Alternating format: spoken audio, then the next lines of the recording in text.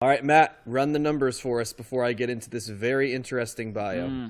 Yes, number 32 in the 1970s, number 2 in the year of 1976, 123 overall, and number 52 in Rolling Stone's list. And this is actually Bowie's fourth highest ranked album on Best Ever Albums, but his second highest ranked album on Rolling Stone. Okay. I know earlier, I believe it was Matt, we asked this question and we said, is it possible to listen to David Bowie albums without knowing his personas in the 70s? And I'm pretty sure that you said yes. It was sort of irrelevant to you what his personas were. Right. Am I correct about that? Now, Josh, where did you stand? Said, yeah. Where did you stand on that one? Oh, I think I was somewhere in the middle, leaning towards. I think you can appreciate it, just the music alone. Gotcha. And I think maybe we didn't get you in there because I think it was just me. Was it? I think Josh. Jeff, I remember Josh being a little bit okay. on my side. Yeah. Well, this is the real test of that, guys, and it's going to be the real test for you, Matt, because so much of this album is informed by the character of the Thin White Duke, which was David Bowie's persona at this point in time. Yeah, he references him in the song too. He starts off and references him in Station to Station, laying the foundation that that's who the narrator is on this album. So let's take a trip back a little bit because we did miss 3 albums along the way. So when we last left Bowie, we were in the Ziggy Stardust period because we'd done Aladdin Sane, and he still was the Aladdin Sane character, but it was really Ziggy Stardust for all intents and purposes. Right. So Bowie does a cover album, and you guys can feel free to jump in on this. I did listen to all those in between. I was going to ask you, did you guys, because I did this week too, Josh, because I wanted to get a feel for the transition. Matt, did you happen to listen to any of them or no? I did not. Okay, no worries. So at Pinups, it's a cover album, so there's really no persona at that point. Now, he then does Diamond Dogs, at which point he's moved to a character by the name of Halloween Jack, which is still, he's retired Ziggy Stardust. He hasn't really developed a new character yet. It's still the orange hair, the Halloween, but that's the Diamond Dogs character. He then creates the concept of plastic soul, a term he has for soul music, especially what he considers Philadelphia soul music, but in a more hollow, hence the plastic part of it, plastic soul sound. And that is the sound that's on Young Americans. Now, in Young Americans, David Bowie is not the Thin White Duke at this point, but he, in the pressers for it, he begins field testing the persona that would become the Thin White Duke. Okay, and Josh, you did listen to that. You can probably see that Young Americans is where he's taking the template of the sound and it's expanded on here or tweaked, I guess. Would that be a fair thing? Okay, gotcha. I think so, yeah. So this is in many ways a continuation of the sound on Young Americans. The Thin White Duke character, I kind of have to go.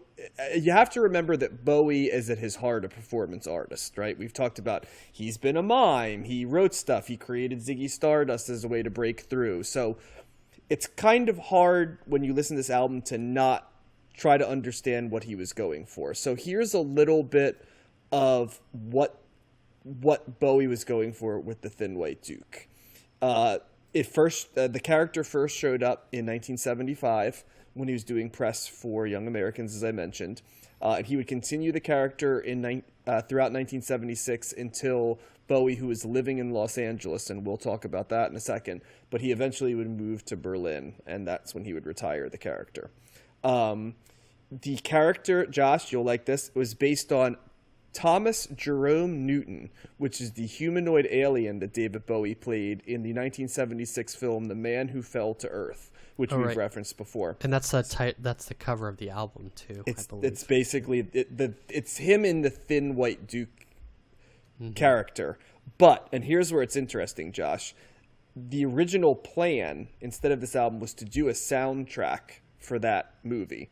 But Bowie, interestingly enough, had some writer's block, creative stifling, which is funny knowing how prolific Bowie's been throughout the 70s, but he did not end up doing that soundtrack. He actually, in an interesting thing, he actually farmed it off to John Phillips of the Mamas and the Papas, who was the person who did the score for that album. So instead of that, he does this album, Station to Station.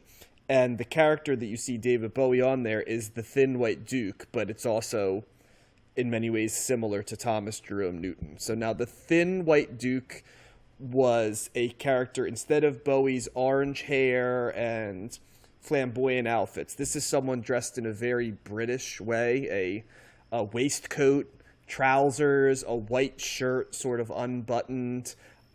He's very pale. His hair is blonde during this, usually with a cigarette and stuff along the way, almost kind of like a lounge singery poet type of character would be how I'd describe it. And part of this persona that Bowie develops is that he fashions him as a fascist type of character, like very Aryan. He says it oftentimes. And that actually caused a lot of drama because during this time, Bowie inhabits the character and has a couple different instances where he sort of says that, Hitler was... I think the quote was that, Hitler was like the Mick Jagger of his time, in terms of the ability to move a crowd, which, went over like a lead brick. There's a thing where he supposedly is Nazi saluting a train station in London. He said that was not the case. A very young Gary Newman, he of Cars, right? The song "Here in My Car," he was in that, and he also says that Bowie was just waving but looked the other way. But anyway, Bowie got in a lot of trouble for this. And part of the reason, I think, is because Bowie often refers to this period as the darkest days of his life. And he has described it as, during this time, he was subsisting on a diet of milk, red peppers, cocaine, and amphetamines. He also had a year-long obsession with satanic symbols and Aleister Crowley. He was not sleeping for days at a time, and he even says that he can't even remember the studio sessions for this album. And as he looks back, he looked at it as that he felt pretty much the entire time he was in L.A., 75 and 76, that he was in a drug-induced paranoia and depression. Interestingly enough, many of the people who are on this album also don't remember recording this album because of their own drug-addled state. That includes the band that Bowie has created that would actually be his band for the rest of the decade. And that is bassist George Murray, drummer Dennis Davis, and rhythm guitarist Carlos Alomar, who actually joined during Young Americans. And Josh, if you've listened to both, you can probably hear his sound on both because the rhythms are similar. Ronson was no longer a part of the Spiders. The Spiders were retired by Bowie, and so is he kind of like Prince? Like once you're done with the Revolution, the Spider, I need an entirely new band. It's hard with Bowie, but he's always shifting, and part of the shift is the sound he wants to hear, and so the rhythm guitarist that he wanted had to sound different than. Got it. Ronson was a glam rock guitarist, so glam rock didn't fit with this sound at all. They still got along and all that. It was just I need to move on. I think it's one of those things. Remember, he fired him after The Man Who Sold the World. Then he came back, so I think it's creative tension. But this album was produced by Harry Maslin and did not include Tony Visconti, who had fallen out of the fold for a while. Pretty much the exact period that we didn't cover Bowie. And now he's back in, but he's not formally producing this album. So that's a little bit of the character. You have to kind of know the Thin White Duke character, that detached, icy, neo-fascist character is the headspace that Bowie is in. And you have to also realize that Bowie is recording this at what he considers to be sort of the nadir of his life. So much of this, if you remember, Bowie had a love for America. By this point, L.A. was not agreeing with him, and he basically has to flee it to get clean.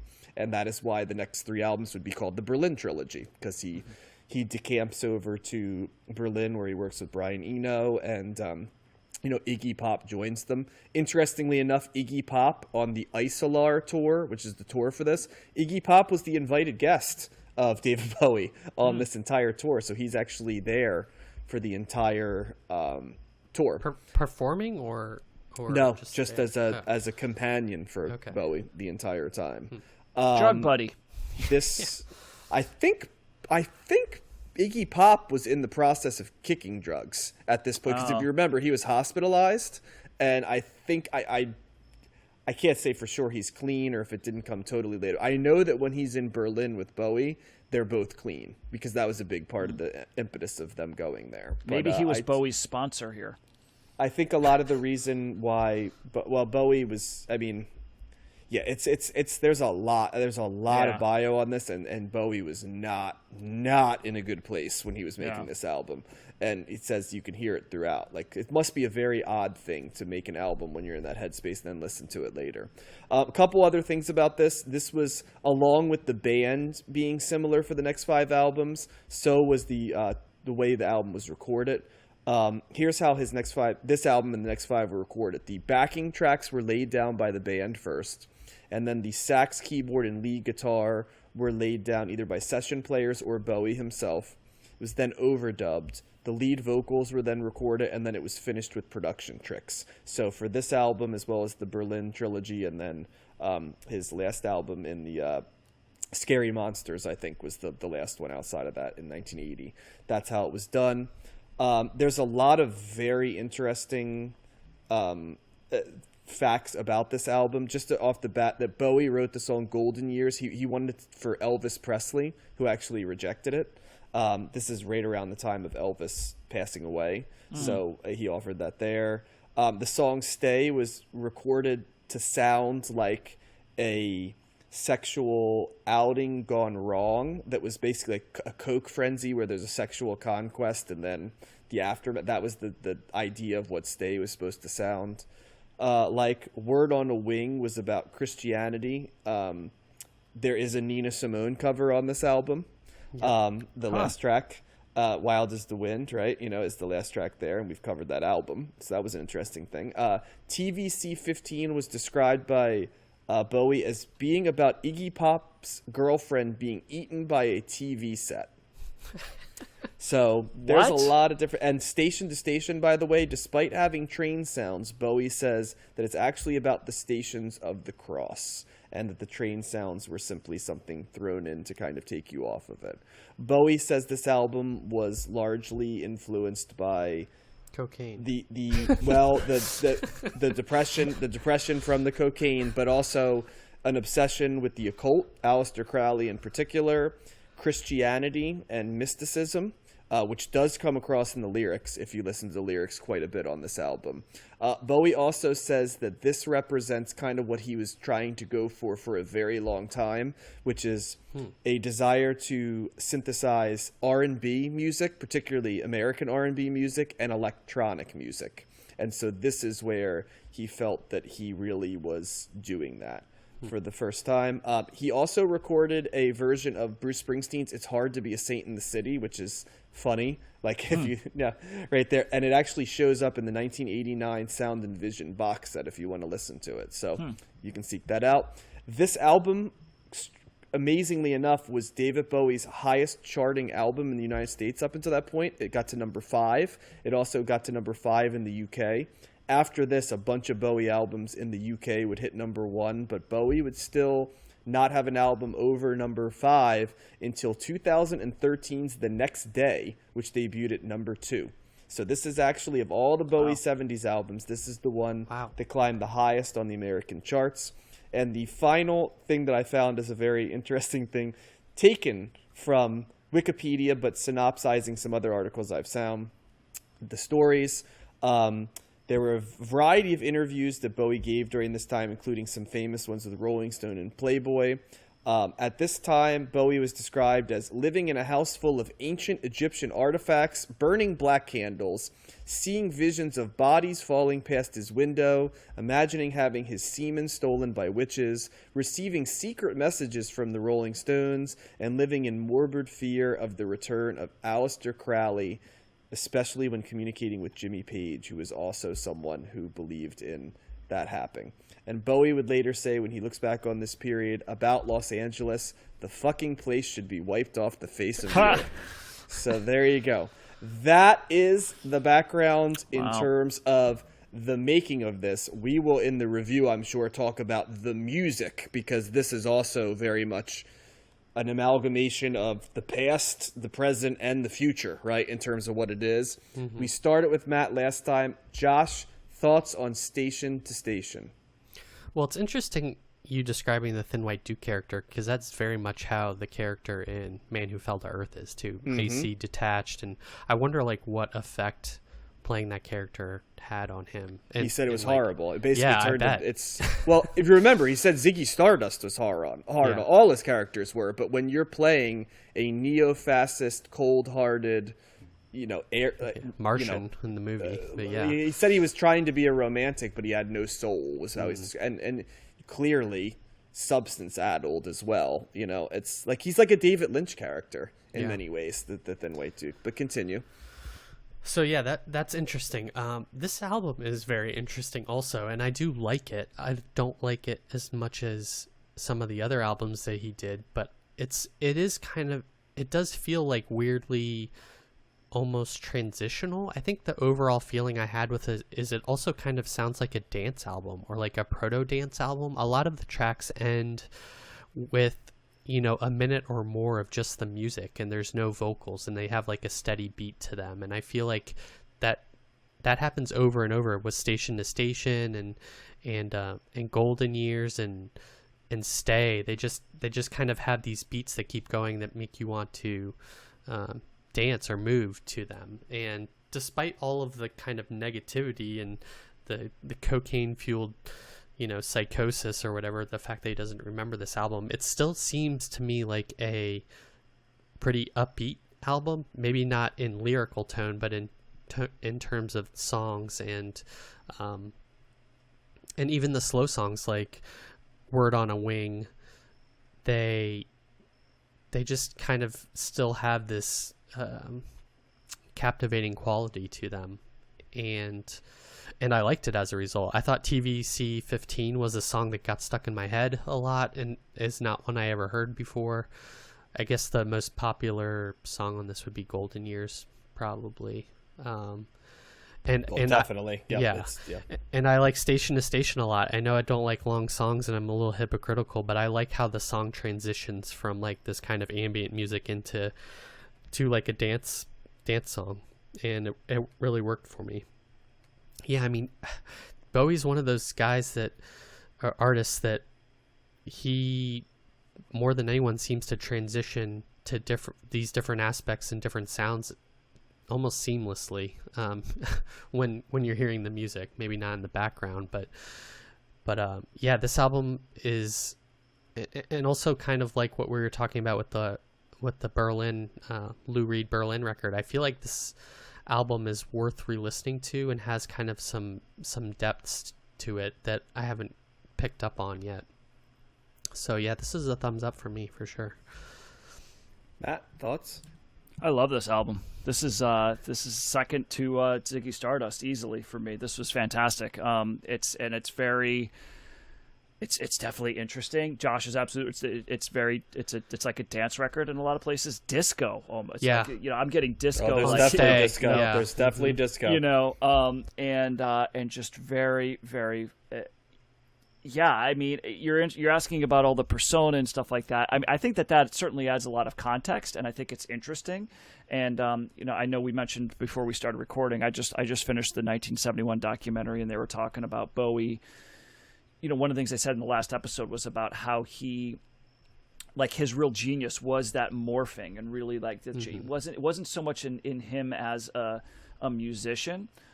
It was just about the overall aura and the direction and the different things that he did and how he pushed the culture. And a lot of that was just based on theatrics and his identity and stage stuff and whatever. So I think all of that certainly adds to it.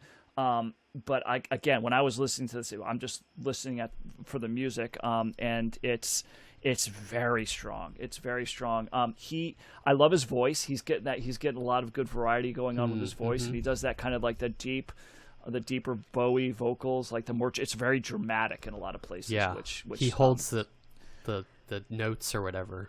Yeah, and he just does so many different styles with his voice. There's so many different. There's the personas are in the tone of his voice. I feel like. Station to Station, the opening, very cool. I love that bass, and that's where I can see what you're saying now about the the krautrock a little bit more, you know, that's kind of a little bit more in that vein, and then it just goes into like a full-blown totally different song. It's like this danceable, very fun song. Always New Golden Years and TVC 1.5 from the Greatest Hits album that I had, so that those are very familiar, and I've always liked both of those, very full, fun songs. I gotta say, Word on a Wing is a really good song too, and I'm just, as I'm looking at this Wikipedia page, I gotta give props to Sherry, because she, at one point when she first heard it, she goes, this sounds like a Bruce Springsteen type song with the piano and stuff. And wouldn't I know it, I'm looking at this, who's playing piano? Roy Battan from the E Street Band is playing piano on this album. So I props to her for, because as soon as she said that, I was like, oh, I didn't think about that. And then as I was listening, I was like, yeah, it kind of does have a little bit of a Springsteen-esque sound to it. And sure enough, there's Roy playing on the piano. So I thought the closer, Wild as the Wind, was a phenomenal song. That was so great. Such a great way to end it. I totally forgot that was on the Nina Simone album. I think I knew it was a cover. How did you not know that was the Nina Simone song? Because we listened to, it was a cold listen. I only listened to it once. I kind of forgot ago. too. I went and back and listened to the song. If that song would have been on Pastel Blues, I'm sure I would, because I listened to that a ton of times, and that's, you know, but okay. And I bet you if I would go back, it would sound different, because I remember not being so into that record. I mean, Nina Simone's version's got to be much different than this. It is. It is different. So, but I love the Bowie version. It's not just his voice, he's got a strong vocal performance, but I really like the production and the tone of the instruments that are in the background. I just think that it's such a powerful song and just a great way to end the record.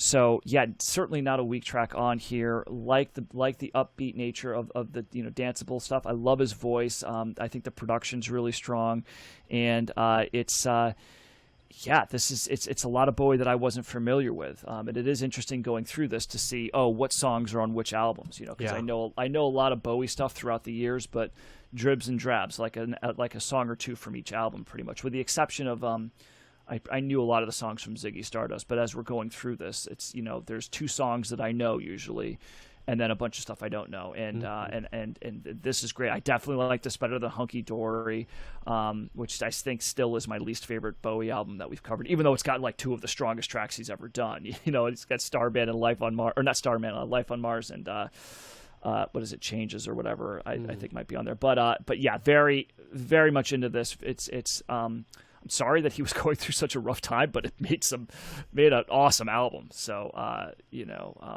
not saying the ends justified the means, but I'm glad that we have this, because it's great. Yeah, thumbs up. You have to hear his Across the Universe on the previous album, Young Americans. Tell me what you think about that. Is it good, or is it? I didn't like it, but okay. It's interesting. Yeah. So what about you, John? Yeah, I'm going to kind of jump in for this one, because before I even knew formally about his personas, and, you know, I knew his music shape-shifting and things along those ways, I think, you know how you connect with an artist intuitively at times? Mm-hmm. They sort of speak. Bowie is that for me. And this is where Bowie, I love this album. I love this period of David Bowie, this and later. This is where, to me, Bowie, more so than even, in my opinion, from a musical standpoint and as an interesting art character, I think that this is a considerably more interesting Bowie than even Ziggy Stardust is. Ziggy Stardust is very broad.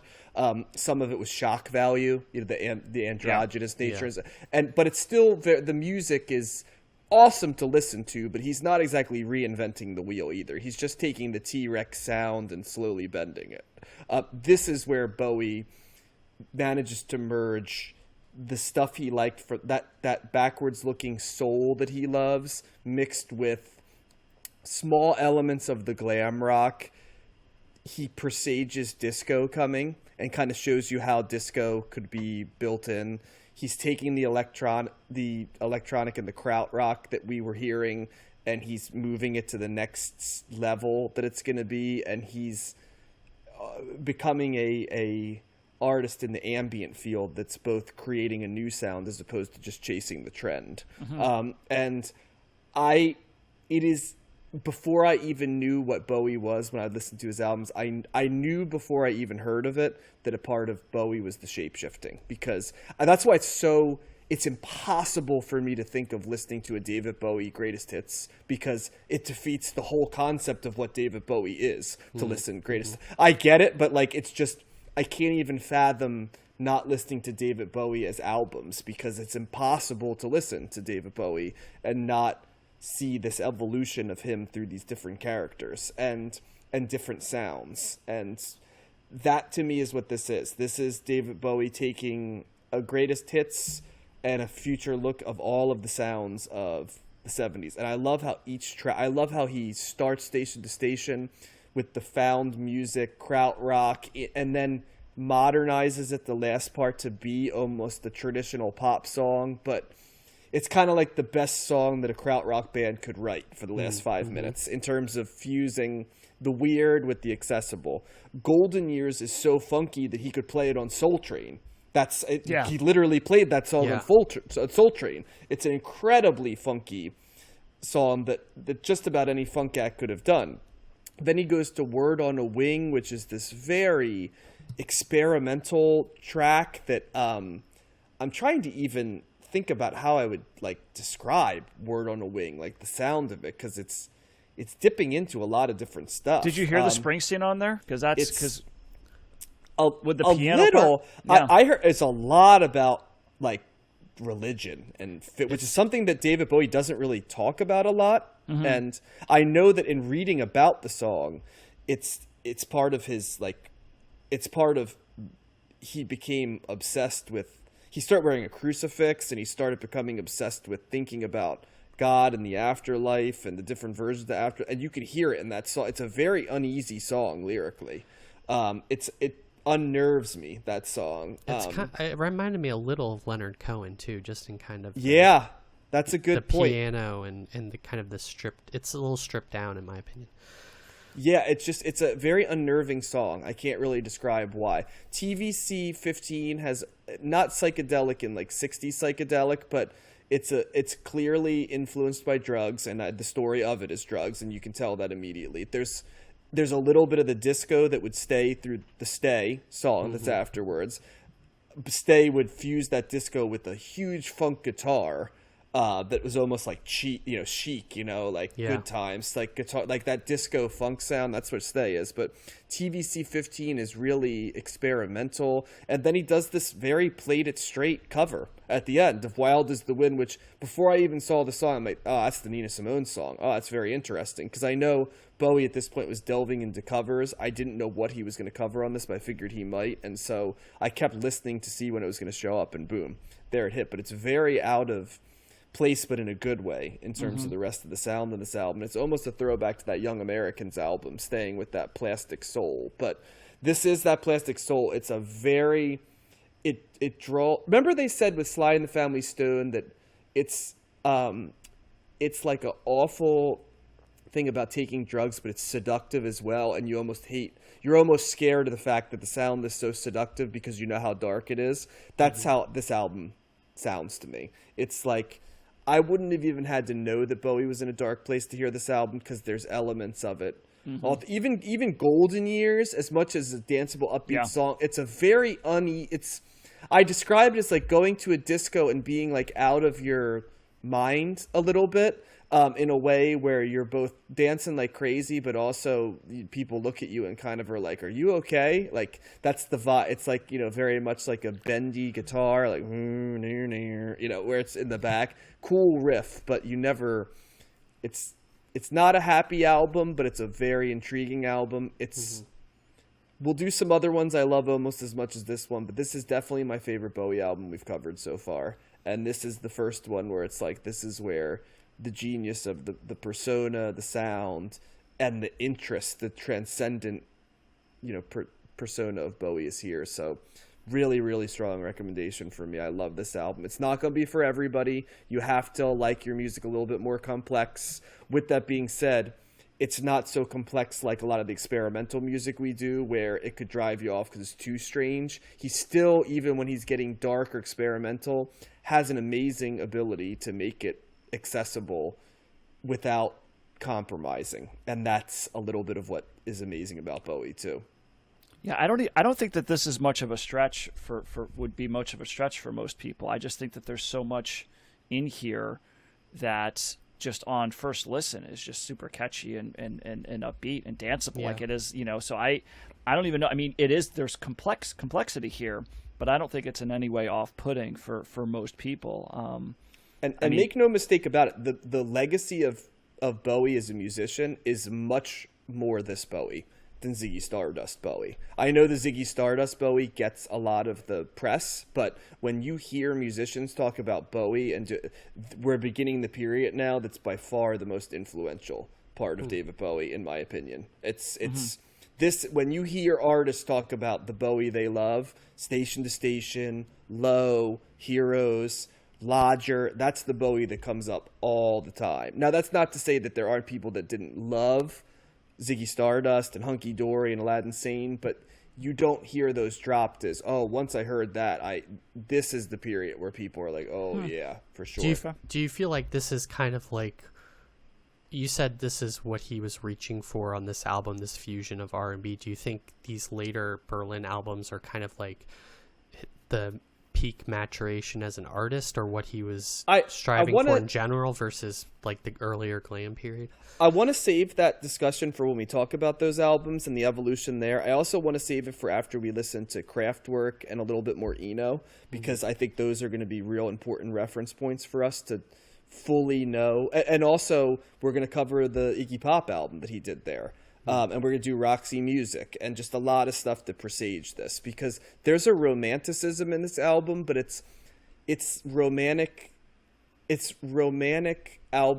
both like almost sociopathic in sound, but also romantic, which is that's the Plastic Soul, right? Or the neo-romanticism. Neo-romanticism kind of had its moment at the beginning of the 80s with a lot of the British bands, right? That you'd hear as the original one-hit wonders, that neo-romantic sound. It got mainstream with Duran Duran, but you also had like, Flock of Seagulls and, orchestral maneuvers in the... There are all these bands like that, right? But those were more unabashed romanticism. This is like a very cold romanticism. Like, I want to be romantic, but I can't be romantic. Yeah. I'm sorry, I'm rambling a little bit, but this album is as much about art as it is about music for me. It's a real, true art rock music. And I know what you're saying, Matt, about the sounds, and we can talk about the sounds because there's a lot. It's a great musical album, but it's impossible for me to talk about like this album as not art, as opposed to, because it is. It's a piece that's designed to be experienced with all of what he is. No, I get that, and there's definitely like, this is a different feel from the other records for sure. And you could always, I mean, even though I didn't have a ton, I don't have, and still don't have a ton of Bowie knowledge. I always knew that like he's like, I do different things. I'm going in different directions. I'm trying new feels. I knew he did different characters and stuff, and so I always knew that stuff was out there. It just didn't. It always came down to me. Do I like what he's doing? And so when you listen to the Greatest Hits album, which basically starts with Space Oddity, and it goes through what is it? It's like the early '90s, like some of the electronic stuff that he did in the early '90s.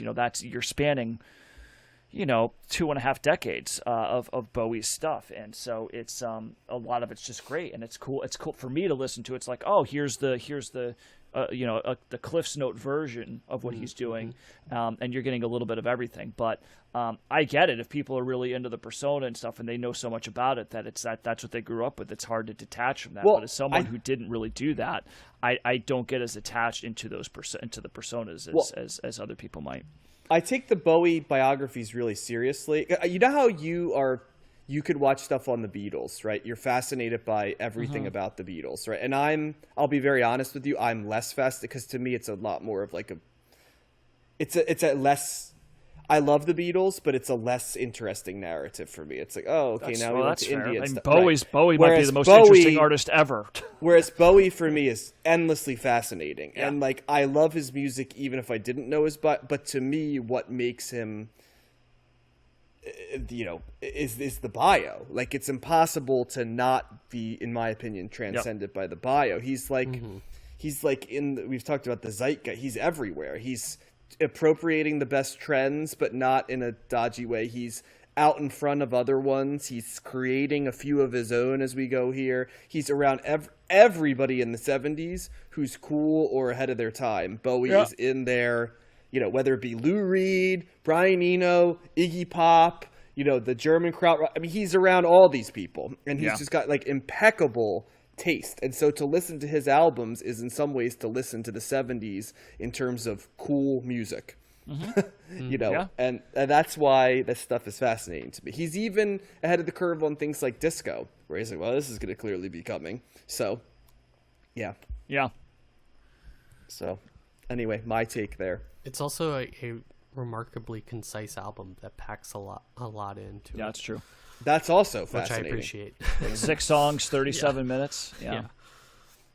And so at a third of the album is the first track, pretty much, like that. And I mean, we'll talk about Bowie a lot more, so I'll probably leave it there, and we're gonna be able to continue on some of these points. But yeah, when we next visit Bowie, he'll be in Berlin, and he'll be sobering up, so he'll be a very different version, and he'll have different interests and different passions.